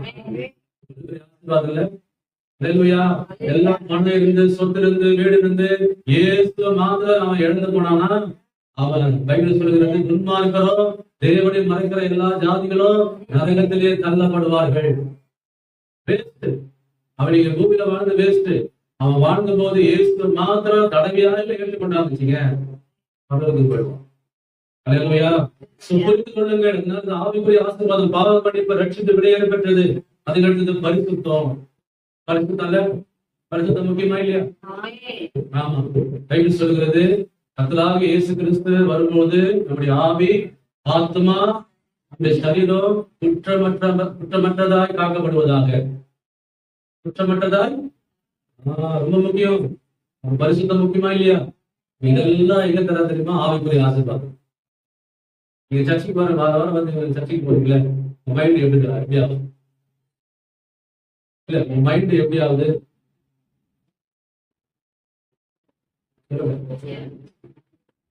வரும்பொழுது நீங்க வந்து ஒரு நினைப்போடு வந்திருப்பீங்க, நினைப்போடு வந்திருப்பீங்க. அவன் அடிச்சு பாரு கால லட்சம் பார்த்துட்டு அப்படின்னு வந்திருப்பீங்க. கரெக்டா வந்திருப்பீங்க. இப்போ ஆண்டவரை பேச பேச பேச என்ன ஆகுமா? அந்த மைண்டே இல்லாதபடி கத்தர மாட்டீங்க. சொல்றீங்க அந்த இடம் தான் இந்த இடம். அல்லேலூயா. பரிசுத்தமாக்குற இடம் தான் இந்த தேவ சமூகம். அதை விட்டு விடாதீர்கள். சரி, அதுக்கு அடுத்தது அபிஷேகம். இந்த ஆவிக்குரிய ஆசீர்வாதம் இதெல்லாம். அபிஷேகம் முக்கியமா? அபிஷேகம்ன்றது நான் சொல்றேன் விலையேற பெற்றது. இங்க எந்த கடைக்கு போய் கேட்டாலும் இது கிடைக்காது. ரேஷன் கடையில கேட்டா கிடைக்குமா? சொல்லுங்க. மளிகை கடையில கேட்டா கிடைக்குமா? சொல்லுங்க. அது எங்கதான் கிடைக்கும்? எவரிலிருந்து வரும்? என்ன சொல்றீங்க? பரத்திலிருந்து வருகிறது தான் அபிஷேகம். இல்லையா? நன்மையான எந்தையுமோ பூரணமான எந்த வரமோ பரத்திலிருந்து உண்டாகி. புரியுதா உங்களுக்கு? இந்த அபிஷேகம் எங்க இருந்து வருது? பரலோகத்திலிருந்து வருகிறது. அப்போ நீங்க இந்த அபிஷேகத்தை பெற்றுக்கொள்ளணும். நம்ம என்ன பண்ணணும் அப்படின்னாக்கா என்ன பண்ணணும்? அபிஷேகத்தை பெற்றுக்கொள்ள என்ன பண்ணணும்? தேவ சமூகத்துக்கு வரணும். அப்புறம் அதெல்லாம் ஒரே ஒரு காரியம் என்னன்னா அபிஷேகத்தை பெற்றுக்கொள்ளணும்னா தாங்க இருந்தா போதும். என்னது? தண்ணி தாங்க உங்களுக்கு என்ன கொடுப்பாங்க? தண்ணி கொடுப்பாங்களா இல்ல வேற ஏதாவது கொடுப்பாங்க? நீங்க தண்ணி தானே கேட்பீங்க. நீங்க அபிஷேகத்தை தானே கேட்க வந்தீங்க. அப்ப ஆண்டவர் என்ன கொடுப்பாரு? அபிஷேகம் தான் கொடுப்பாரு. வேற என்ன கொடுப்பாரா? புரிந்து கொள்ளுங்கள். அதனால ஆகமா நீங்க வந்திருந்தீங்கன்னா உங்க மேல கத்தர அபிஷேகத்தை ஊற்றி அனுப்புவார். அபிஷேகம் நுகத்தை முறிக்கும். அபிஷேகம் நுகத்தை முறிக்கும். அப்போ உங்களுடைய எல்லா என்ன சொல்றது, உங்களுடைய எல்லா பாரமான யாவற்றையும் நுகத்தை எல்லாத்தையும் முறிச்சு போடும். புரியுதா? அபிஷேகம் வியாதியை சொல்லுங்க முறிக்குமா? அபிஷேகம் வியாதியை முறிக்குமா? அபிஷேகம் நான் சொல்றேன் கட்டுகளை முறிக்குமா? அபிஷேகம் மந்திரத்தை படைக்குமா? இல்லையா? எல்லாத்தையும் கம்ப்ளீட்டா எடுக்கும். அதான் அபிஷேகம் மருந்து. அந்த ஒரு அபிஷேகத்தை நீங்க பெற்றுக்கொண்டீங்கன்னா வச்சுங்களேன், நான் சொல்றேன் நீங்க இப்படிதான் சபையில வந்து தூங்கவே மாட்டீங்க. ஆமா, அபிஷேகத்தை பெற்றுக்கொண்ட மனுஷன் எப்பவுமே வெளிப்பா இருப்பான், உற்சாகமா இருப்பான், வேகமா இருப்பான், துடிப்பா இருப்பான், வைராக்கியமா இருப்பான். என்ன சொல்றீங்க? ஆமா. சிலர் வந்து அப்படியே வந்து உட்காந்து ஆசிரியர் பேசுறது காதுல முழுது மட்டும் கேட்போம், விழாதுக்கு சொல்றபடி போயிடும். என்ன சொல்றீங்க? நீங்களாம் அது சூப்பரா இருக்கு, நல்லா வேகமா இருக்கு, உற்சாகமா இருக்கு, நல்லா கேட்குறீங்க, யாரும் தூங்கலாம். அப்போ அபிஷேகம் பெற்றவங்க அப்படிதான் இருப்பாங்க. புரியுதா உங்களுக்கு? சரி, ஓகே. அதுக்கு அடுத்தது ஆவியின் வரங்கள். ஆவியின் தெரியுமா? இதெல்லாம் சூப்பர் நேச்சுரல் பவர். இதெல்லாம் சூப்பர் நேச்சுரல் பவர். இதெல்லாம் இங்க கிடைக்காது. ஆமா, இதெல்லாம் சுபமாக வரும். அசுத்த ஆவிகளை திரட்டுகிற வரும். இதெல்லாம் உங்களுக்கு பற்பல பாஷைகளை பேசுகிற வரும். இதெல்லாம் வியாக்கியானம் பண்ணுகிற வரும். இதெல்லாம் எந்த வருது?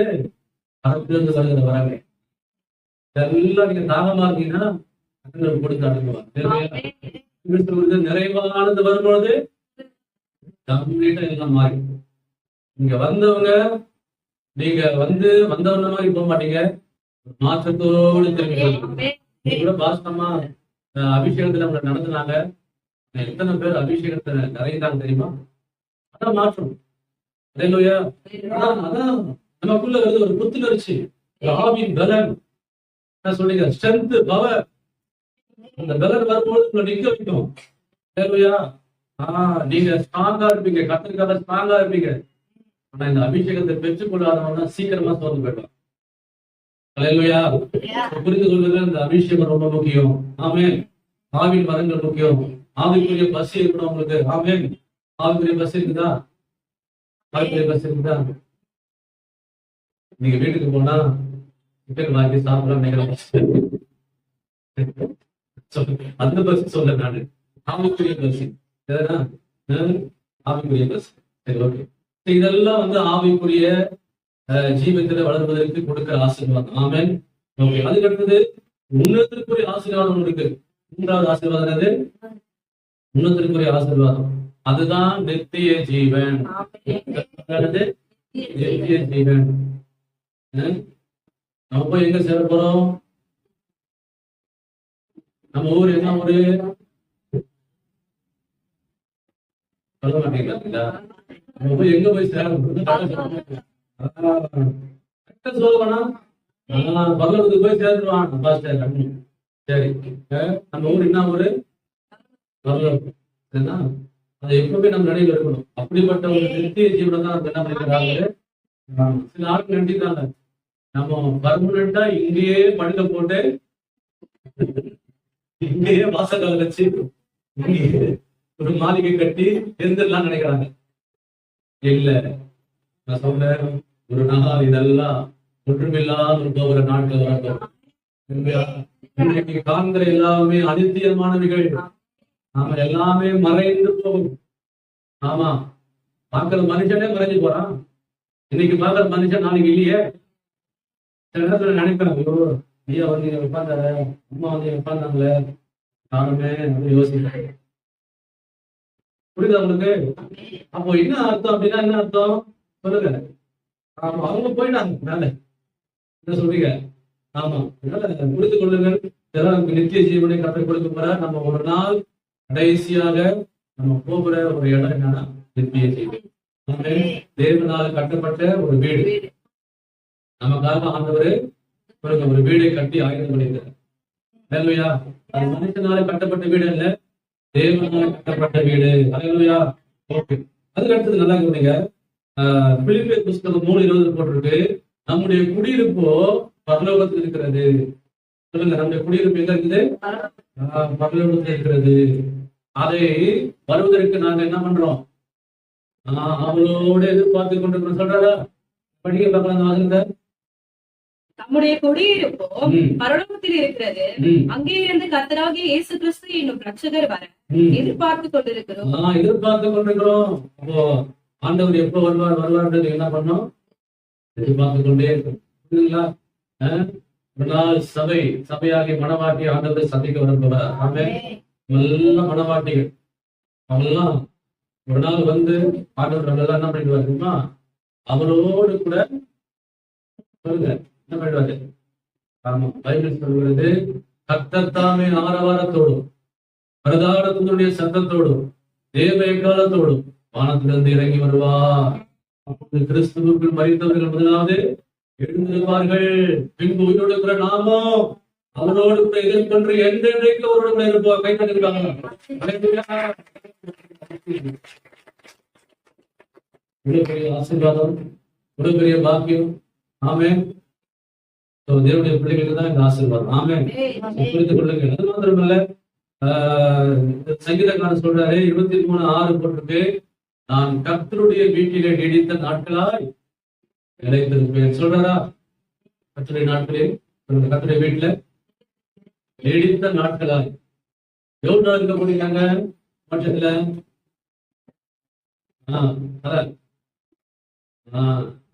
அதுக்குதான் நாளே கிடையாது, வருஷமே கிடையாது. என்ன சொல்றீங்க? யுகமா இங்க போறோம். அதான் இங்க போறோம். அதுக்காக தான் நம்ம என்ன பண்றோம்? நம்ம அதுக்காக ஏறி கொண்டிருக்கிறோம். கிறிஸ்து வருவதற்கு நம்ம ஆயத்தமாக கொண்டிருக்கிறோம். ஆமென். புரிந்து கொள்ளுங்கள். சரி, அதுக்கு அடுத்தது நாளைக்கு படிக்க 3வது பிள்ளைங்க. இதெல்லாம் சொல்லிட்டேன்னா முதல் ஆசீர்வாதம் சொல்லுங்க பார்க்கலாம். உலக பிரகாரமான ஆசீர்வாதம். 2வது ஆசீர்வாதம் ஆவிக்குரிய ஆசீர்வாதம். 3வது ஆசீர்வாதம் உலகத்திற்குரிய ஆசீர்வாதம். இந்த 3 ஆசீர்வாதங்களையும் கர்த்தர் நமக்கு கொடுத்து நடத்துவார். நமக்கு கொடுக்கிறார். சரி, அதுக்கு அடுத்தது ஆண்டவர் இயேசு இந்த பூமியில வாழ்ந்த போது அவர் ஜனங்களை ஆசீர்வதிச்சாரா? பிள்ளைகளை ஆசீர்வதிச்சாரா? சீஷர்களை ஆசீர்வதிச்சாரா? பைபிள்ல போட்டிருக்கா? ஆமா, அவர் தன்னுடைய சீஷர்களை கைகளை உயர்த்தி என்ன பண்ணாரு? ஆசீர்வதிச்ச டைம்ல படிக்கிறதுக்கு பைபிள்ல போட்டிருக்கு. லூக்கா 24:50 போட்டிருக்கு. கைகளை உயர்த்தி சீஷர்களை ஆசீர்வதிச்சார். அதுக்கடுத்து சிறு பிள்ளைகளை ஆசீர்வதிச்சார். மார்க்கு 10:13-16 எழுதி கொடுங்கள். இதெல்லாம் ஆண்டவர் இயேசு ஆசீர்வதிக்கிற தெய்வமாக இருக்கிறார். ஆமென். ஓகே, இது வரைக்கும் புரிஞ்சுச்சா உங்களுக்கு? அப்ப இதுக்கு நம்ம என்ன கற்றுக்கொள்கிறோம்? தேவன் நம்மை ஆசீர்வதிக்கிற தெய்வமா இருக்கிறாரு. ஆமென். நம்முடைய ஆண்டவர் ஒரு நாளும் சபிக்கிற ஆண்டவர் இல்ல, நம்மை ஆசீர்வதிக்கிற தெய்வமா இருக்கிறாரு. அல்லேலூயா. அதனால ஆண்டவர் ஒரு நாளும் தவறாக புரிந்து கொள்ளாதீர்கள். சூழ்நிலை வரும்போது, பிரச்சனை வரும்போது, பாடுகள் வரும்போது, போராட்டங்கள் வரும்போது, ஏன்னா இப்படி எனக்கு மாத்திரம் அப்படி வருதோ சொல்லாதீங்க. நம்முடைய ஆண்டவர் வழிபட்ட ஆண்டவர் இல்ல, உன்னை பூமியில ஆசீர்வதித்து உயர்த்துற ஆண்டவர். ஓகே, இப்போ இதெல்லாம் நான் உங்களுக்கு சொல்லிட்டேன். அதுக்கு அடுத்தது இந்த ஆசீர்வாதம் நமக்கு வேணுமா இல்லையா? எப்பொழுது கர்த்தர் நம்ம ஆசீர்வதிப்பாரு? அதான் முக்கியம். எப்பொழுது கர்த்தர் நம்ம ஆசீர்வதிப்பாரு அப்படின்னா 3 காரியம் நான் சொல்றேன், 4 காரியம் சொல்றேன். டைம் இருந்தா எப்பொழுது தேவன் நம்ம ஆசீர்வதிப்பார்? முதலாவது பாயிண்ட்ஸ், நீ தனியா ஜெபிக்கும் போது கர்த்தர் ஆசீர்வதிப்பார். தனியா ஜெபிக்கும் போது கர்த்தர் ஆசீர்வதிப்பார். ஆசீர்வதிப்பாரா? எப்போ ஆசீர்வதிப்பார்? சும்மா தான் ஆசீர்வதிப்பாரா? சும்மா ஒரு ரோட்ல உட்காந்து பேசிட்டு ஆசீர்வதிப்பாரா? என்ன எப்படி சொல்லுங்க? நீ பைபிள் போட்டுக்கு நீ உன் அறை வீட்டுக்குள் பிரவேசித்து உன் கதவை பூட்டி அந்தரங்கத்துல பார்க்கிற ஒரு பிதாவை நோக்கி ஜெபம் பண்ணு. அப்பொழுது அந்தரங்கத்துல பார்க்கிற ஒரு பிதா விடியரங்கமாய் பலன் அளிப்பா. இப்படி ஆண்டு வெளிப்பட்டவர் நம்ம ஆசீர்வதிக்கிற தெய்வம், பலன் கொடுக்கிற ஆண்டவர். அல்லேலூயா. நீ போய் ஜெபம் பண்ணணும், அவ்வளவுதான். நீ தினந்தோறும் ஆண்டவர் என்ன பண்ணணும்? நீ சந்திச்சுட்டு வரணும். நீ ஆண்டவரோட கூட பேசணும். நீ ஆண்டவரோட கூட உறவாடணும். இதுதான் கர்த்தர் உங்களுக்கு எதிர்பார்க்கிறாரு. அல்லேலூயா. புரிந்து கொள்ளுங்கள். அதனால முதலாவதாக என்ன ஆண்டவர் விரும்புறாருன்னா, நீ தனியா என்ன பண்ணணும்? ஆண்டவரோடு கூட நீ உறவாடணும், ஜெபிக்க வேண்டும் என்று தேவன் விரும்புகிறார். ஆமென். சரி, ஒரு வசனத்தை எடுத்துக் கொள்ளுங்கள். 3ஆம் புஸ்தகம் 4வது அதிகாரம் 10வது வசனம். யாபேஸ் இஸ்ரவேலின் தேவனை நோக்கி. போதும், இருக்கா பைபிள்ல? யாபேஸ் இஸ்ரவேலின் தேவனை நோக்கி என்ன பண்ணாரு? அவரு ஜெபித்தாரா? என்ன ஜெபம் பண்ணாரு? தேவரீர் ஆசீர்வதிப்பார். புரியுதா உங்களுக்கு? அப்ப எப்போ ஆண்டவர் ஆசீர்வதிப்பார் நம்மள? சொல்லுங்க. நீ தனியா ஜெபிக்கும் போது என்ன பண்ணுவாரு? யாபேஸ் தனியா ஜெபம் பண்ணாரா? பைபிள்ல கிளீனா போட்டிருக்கு. யாபேஸ் இஸ்ரவேலின் தேவனை நோக்கி தேவரீர் என்னை ஆசீர்வதித்து. அப்போ யாபேசை ஆண்டவர் ஆசீர்வதிச்சார். புரியுதா உங்களுக்கு? அல்லேலூயா. புரிந்து கொள்ளுங்கள். அதனால ஆண்டவர் ஒவ்வொருடைய தேவனுடைய பிள்ளையும் தனியாக சந்தித்து பேச விரும்புகிறார். உங்ககிட்ட பேசணும்னு ஆண்டவர் விரும்புகிறார். நீங்க பேசணுமா இல்லையா? 2 டைம் ஆயிடுச்சு ஆண்டவர், இன்னைக்கு வேணா நாளைக்கு பேசுற ஆண்டவர் சொல்லுமா? என்ன சொல்லணும்? ஆண்டவரே இது ரொம்ப வேலையா இருக்குது, நாளைக்கு கூட பேசலாம்.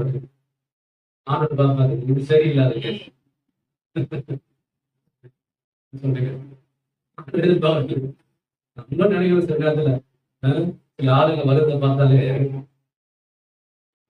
இது தேர்வு, இது தேராதா, இது மணியா, இது பதரா, நமக்கு தெரியுமா இல்லையா? புரியுதா? அவ ஆண்டு தெரியுமா தெரியாது. அல்லேலூயா. அப்ப தேவன் பாருங்க எப்போ நம்ம ஆசீர்வாதம் தெரியுமா? நீ தனிமையா தேவனோட உறவாடும் போது ஆசீர்வதிப்பார். நீ தனிமையில சந்திக்கிற ஜெபம் தான் நம்முடைய வாழ்க்கையில பெரிய மாற்றத்தை கொண்டு வரும். அல்லேலூயா. தனிமையா நீ ஜெபம் பண்ணி பாருங்க, வாழ்க்கையில ஒரு சேஞ்ச் நீங்க பார்க்கணும், மாற்றம் கொண்டு வருவார். ஆமென். ஆமா, ரொம்ப முக்கியம். அப்போ இன்னைக்கு தனிமையா ஜெபம் பண்ணவங்க எல்லாம் ஆண்டவர் என்ன பண்ணிருக்காரு? வாழ்க்கையை மாத்திருக்கிறார், தலைகீழ மாத்திருக்கிறார். யாக்கோபை குறித்து பைபிள்ல போட்டிருக்கு. அவன் தனிமையா நின்று என்ன பண்ணான்? ஆண்டவரே இஸ்ரவேலின் தேவனை நோக்கி அவன் ஜெபம் பண்ணான். இரவெல்லாம் ஜெபம் பண்ணதா? பொழுது பிடிப்பட்ட ஜெபம் பண்ணாரா? ஜெபம் பண்ணாரு. ஆண்டவரே என்னை ஆசீர்வதியும், என்னை ஆசீர்வதியும், என்னை ஆசீர்வதியும், விடமாட்டேன் விடமாட்டேன் விடமாட்டேன். ஆண்டவர் சொன்னாரு, எப்பா என்னை விட்டுடு, எனக்கு மணி ஆயிடுச்சு, போது வேண்டிச்சு, நான் போறேன். இல்ல ஆண்டவரே நீ என்ன ஆசீர்வாதித்து போங்க, அதுதான் எனக்கு சந்தோஷம். கடைசியில போகும்போது சும்மா போல ஆண்டவரு அவனை ஆசீர்வதித்து. அப்ப அந்த ஆசீர்வாதம் உங்களுக்கு வர காரணம் தெரியுமா? அவன் தனிமையா இருந்து போராடி ஜெபிக்கிறதுனாலதான் கர்த்தர் ஆசை. ஆமென். பைபிள் சொல்லுகிறது, ஆசீர்வதிக்கும் பொழுது ஆண்டவர் சொல்றாரு, எப்பா நீ இனிமேல் இஸ்ரவேல் அல்ல, யாக்கோபு அல்ல, நீ இஸ்ரவேலாக மாற்றப்படுவார். அல்லேலூயா. ஆண்டவர் சொல்லி ஆசீர்வதிச்சாரா? அவங்களுக்குள்ள ஒரு மாற்றம் வந்துச்சா இல்லையா? ஆமா, மாற்றம் வந்துச்சு. சகைவு ஆண்டவர் தனிமையா சந்திச்சாரா? அவங்களுக்கு மாற்றம் வந்துச்சா? என்ன மாற்றம் வந்துச்சு சொல்லுங்க. தவறா வந்து ஆஸ்தி பணத்தை எல்லாம் தான் பண்ணாங்க. திருப்பி எல்லாரும் கொடுத்தானா? பாருங்க, அது வந்து கொள்ளையடிச்சு வச்சிருந்தான் பீரோ. அவருக்குள்ள மாற்றம் வந்த உடனே எல்லாத்தையும் என்ன பண்ணான்? எல்லாத்தையும் கொடுக்க ஆரம்பிச்சுட்டான். அதாவது ஆண்டவரை சந்திக்கும் பொழுது அவங்களுக்குள்ள மாற்றம் வந்துச்சு. சமாரிய ஸ்திரீ ஆண்டவர் சந்திச்சாரா? சமாரிய ஸ்திரீ யோசிச்சு பாருங்க, விபச்சார ஒரு ஸ்திரீ ஆண்டவர் சந்திச்சாரு. அந்த நிமிஷமே பாருங்க, அவரு ஊருக்குள்ள போய் எல்லாருக்கும் கிறிஸ்துவ பற்றி அறிவிச்சாராம். அப்ப முதல்ல அவர் ஒரு விபச்சாரி ஸ்திரியா இருந்தா, ஆண்டவர் சந்தித்த பிறகு ஒரு சுவிசேஷகியா மாறிவிட்டார். அதுக்குள்ள ஒரு மாற்றம் வந்தது. மோசே ஆண்டவர் தனிமையில சந்திச்சார். ஒரு நல்ல இஸ்ரவேலை விடுவிக்கிற ஒரு கதாநாயகனாக மாறுவார். இப்படி எல்லா தனிமையில ஜெபம் பண்ணும்போது அவங்களுக்குள்ள மாற்றம் வருவதை நம்ம பார்க்க. அதனால உங்களுக்குள்ள ஆண்டவர் மாற்றம் கொண்டு வருவார். தனிமையில ஜெபம் பண்ணும்போது ஆண்டவர் உங்களை ஆசிரியப்பார். நீங்க தனிமையா ஜெபம் பண்றீங்களா? ஜெபம் பண்றீங்களா? நான் உங்களை கைட்டு சொல்லல, சோதனைக்கு உட்படுத்த இல்லை. அதனால கர்த்தருக்கே வெளியே ஜெபம். அதனால ஜெபம் பண்றீங்கன்னா வெரி குட், ஆசிரியப்பாரு. ஒரு ஜெபம் பண்ணாலும் இருக்கீங்கன்னா இன்னைக்கு உங்க வாழ்க்கையை அர்ப்பணிங்க. ஆண்டவரே எது வேணாலும் நான் விட்டுட்டு போயிடுவேன். ஏன்னா ஜெபத்தை சரி, ஓகே. அதுக்கு அடுத்ததுமா சொல்லுங்க. அதுக்கு அடுத்தது மூன்றாவது காரியமாக, இரண்டாவது காரியமா ஒன்றாவது? இரண்டாவது காரியம். சரி, அதுக்கு அடுத்தது எப்ப கர்த்தர் ஆசீர்வதிப்பார்? டைம் இல்லை, முடியாச்சு. அதாவது சங்கீதம் 133 1-3 வரைக்கும் சீக்கிரத்துக்கு வாசிங்களேன்.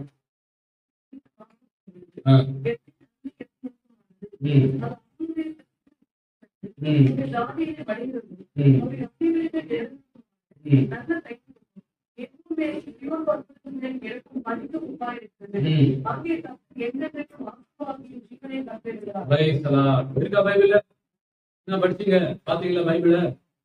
என்ன அங்க என்ன வச்சிருக்கிறாரு கர்த்தர்? ஆசீர்வாதம் வச்சிருக்காரா இல்லையா? வச்சிருக்காரா இல்லையா?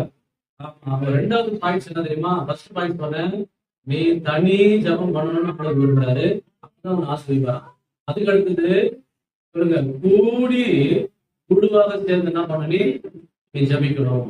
குழுவாக சேர்ந்து என்ன பண்ணும்? ஜபிக்கணும். பைபிள் சொல்லுகிறது, நீ குழுவாக சேர்ந்து ஜபிச்சினா அங்கே கர்த்தர் உங்க ஆசீர்வதிப்பார். அல்லேலூயா. ஆமா, அதனால உங்களுக்கு பிரேயர் ஃபெலோஷிப் ரொம்ப முக்கியம். ஒரு தேவனுடைய பிள்ளைக்கு பிரேயர் ஃபெலோஷிப் ரொம்ப முக்கியம். ஐக்கியம் முக்கியம். சபையுடைய ஐக்கியம் முக்கியம். சபையினுடைய ஐக்கியத்துல வந்து இணையாதவங்க நிச்சயமா ஒரு நாள விழுந்து போயிடுவார்கள். சாத்தா எவனை விழுகலாமோ என்று கட்சிக்கிற சிங்கத்தை போல வகை தேடி சுற்றி கொண்டிருக்கிறான். யாரு தனியா இருக்கிறான்னு பார்த்து கொண்டிருக்கிறான். அவங்களுக்கு ஆபத்து என்று பைபிள் போட்டிருக்கிறது. ஆமென். ரொம்ப டேஞ்சர். புரியுதா அவருக்கு? அதனாலதான் இன்னைக்கு ஐக்கியத்துக்கு வராதவங்க பலர் தான் பாக்குறேன். எந்த பழக்கத்துல இருந்து விட்டுட்டு வந்தாலும் அதே பழக்கத்துக்கு போயிட்டான் திருப்பி. சாத்தா அந்த பலவீனத்தை அறிஞ்சு என்ன பண்ணிட்டான்? கொண்டு போயிட்டான். காரணம் தெரியுமா? இவங்க என்ன கேஸ் தெரியுமா? சர்ச்சுக்கு மாத்திரம் வந்தாங்க, ஐக்கியத்துக்கு வருது இல்லை. ஆனா அதே பழக்கத்துல என்ன இருக்கா? ஒரு மாற்றம் வரல. அல்லேலூயா. ஐக்கியம் ரொம்ப முக்கியம். பைபிள் போட்டிருக்கு, இருவர் கூடி இருந்தால் நலம், ஒருவன் விழுந்தா இன்னொருவன் தூக்கிவிட கடவன். ஒன்றியா இருக்கொண்டிருக்க ஐயோ பைபிள் சொல்லுகிறது. அதனால என்ன சொல்றோம்னா, இரவு ஜெபம் ஒரு ஐக்கியமா சேர்ந்து நம்ம ஜபிக்கிறோம். அல்லேலூயா. உபவாச ஜெபம் என்பது ஐக்கியமா சேர்ந்து ஜபிக்கிறோம். ஒரு கேன்சல் குழு என்பது ஐக்கியமாக சேர்ந்து ஜபிக்கிறோம். அல்லேலூயா.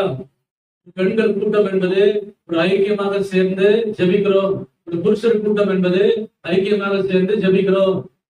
ஒரு வாலிபர் கூட்டம் என்பது ஐக்கியமாக சேர்ந்து ஜெபிக்கிறோம். என்ன சொல்றீங்க? இதெல்லாம் ஏன் வைத்துக்கிறது தெரியுமா? யாரும் இடறி விடக்கூடாது. யாரும் என்ன பண்ணக்கூடாது? இடறி விடக்கூடாது. ஆண்டவர் நல்லவர், ஆனா சாத்தான் மோசமானவர். நீ இடம் கொடுத்தா வந்துருவான் பிசாசு, மைண்டியே மாத்திருவான், கடைசியில ஒண்ணுன்னா பின்வாங்க செய்வான்.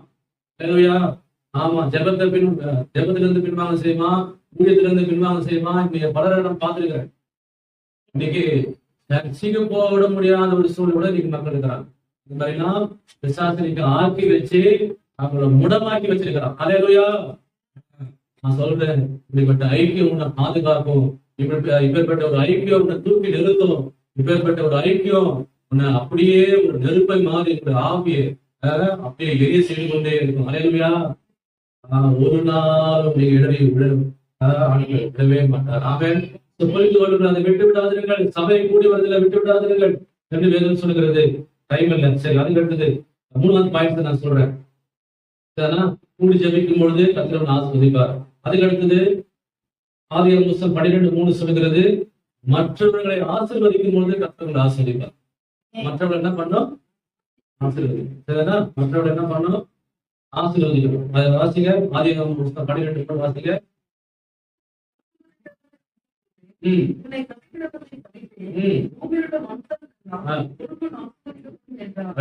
அப்ப என்ன சொல்றாரு பாருங்க ஆண்டவரே.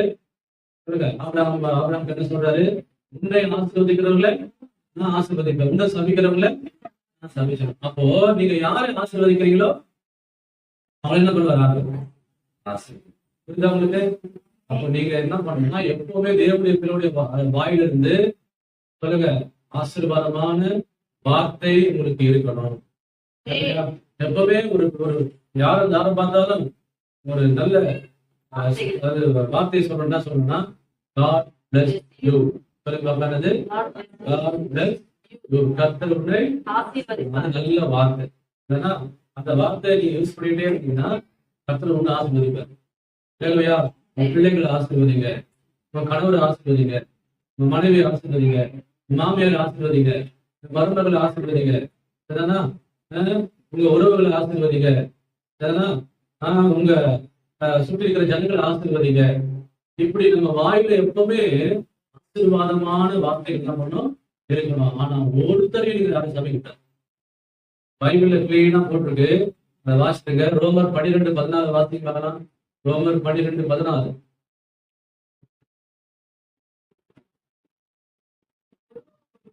ஆ 12:14. உங்களை துன்பப்படுத்துறவங்களை ஆசீர்வதிங்கள், ஆசீர்வதிக்க வேண்டியது இல்லாமல் சபியாதிருங்கள். அப்ப நம்ம தேவனுடைய பிள்ளைகளுடைய வாயில் என்ன வரக்கூடாது? சாபமான வார்த்தைகள் வரக்கூடாது. பிள்ளைங்களா இருந்தாலும் சரி, மற்ற அவங்க உறவுகள் இருந்தாலும் சரி, மற்ற சுற்றிக்கிற ஜனங்களா இருந்தாலும் சரி, போறான் திரும்பி வரும்போது இப்படி வருவான் சொல்லாதீங்க. பாக்குறேன். அப்ப நீ சாபப்பட்டீங்கன்னா உருகாத ரிப்பீட் ஆயிட்டுமே. நல்லா புரிந்து கொள்ளுங்க, ஆசீர்வாதமான வார்த்தைகளை சொல்லுங்க, ஆசீர்வதிப்பார். ஆமென். கடைசியாக சொல்லி முடிக்க அடுத்த பாயிண்ட்ஸ் என்னன்னா, சங்கீதம் 128:1 சொல்றது. நீங்க வீட்டுல போய் வாசிங்க. கர்த்தருக்கு பயந்து நடக்கும்போது கர்த்தர் உங்களை ஆசீர்வதிப்பார். அடுத்த பாயிண்ட்ஸ் என்னது? எப்ப கர்த்தர் நம்ம ஆசீர்வதிப்பாரு? கர்த்தருக்கு பயந்து நடக்கும்போது கர்த்தர் என்ன பண்ணுவாரு? ஆசீர்வதிப்பார். அல்லேலூயா. நீங்க சர்ச்சுக்கு வந்திருக்கீங்க, எப்படி வந்திருக்கீங்க தெரியுமா? பயபக்தியோடு வந்திருக்கீங்க. இதே மாதிரி சொல்லுங்க, எங்க நீங்க போனாலும் எங்க இருந்தாலும் இந்த ஒரு பயம் நமக்கு எப்பவுமே இருக்கும். சில ஆளுங்க சர்ச்சில் வந்தாதான் பரிசுத்தம் வந்துடும். அதுக்கு அடுத்தது வேலையில போனா புரியுதா? அந்த மாதிரி கர்த்தர் பாக்குறாருல்ல. அல்லேலூயா. புரிந்து கொள்ளுங்கள். பைபிள போட்டிருக்கிறாங்க, கர்த்தருக்கு பயந்து நடக்கும் போது அப்படின்னா என்ன அர்த்தம்? என்ன பயந்து நடக்கும் போது? பைபிள போட்டுட்டு கர்த்தருக்கு பயப்படுதலே ஞானத்தின் ஆரம்பம். என்ன ஞானம்? என்ன பயப்படுதல்? தீமையை வெறுப்பதே கர்த்தருக்கு பயன்படுதல். இது அவனுக்கு தீமை என்ன பண்ணணும், தெரிஞ்சுக்கணும். என்னன்னா, ஐயோ கெட்ட வார்த்தை, நான் பேச மாட்டேன், நான் பார்க்கலாது, வாயில வரக்கூடாது. ஐயோ போய் நான் பேசக்கூடாது, கெட்ட பார்க்கறாரு. ஐயோ சீரியல் சினிமா நான் பார்க்க மாட்டேன். ஐயோ செல்போனு வாட்ஸ்அப், ஐயோ இந்த 60 பாடல் பாட்டு நான் பார்க்க மாட்டேன். கரெக்டா பயம் இருக்கா? அல்லேலூயா. என்ன சொல்றீங்க? ஆமா, நல்ல கர்த்தருக்கு எப்பவுமே நீங்க பயந்து இருக்கணும். எங்க போனாலும் என்ன பண்ணணும், உலகத்தோடு ஒத்து போகக்கூடாது. தேவனுக்காக நீங்க பிரித்தெடுக்கப்பட்ட ஜனங்களாக கட்டணும். அல்லேலூயா. நல்ல ஆண்டவருடைய ஸ்பெஷல். அதெல்லாம் தனியே அவரோட வாசம் பண்ண முடியாம தான் கண்டுபிடி ஆயிட்டு. நீங்க உலகத்தோட லிங்க் ஆகும் ஆண்டவர் சொல்லவே இல்லை. அல்லேலூயா. பிரித்தெடுக்கப்பட்டவர்கள், நீங்க விசேஷமானவர்கள், நீங்க பரிசுத்த ஜாதி, நீங்க பரிசுத்தவான்கள், நீங்க தேவனுடைய பிள்ளைங்க. அந்த சிந்தை நமக்கு எங்க பண்ணாலும். அல்லேலூயா. அதனால அப்படியே நம்ம எல்லாம் எழுதிக்கலாமா? கேட்ட வார்த்தைப்படி நம்ம எல்லாரும்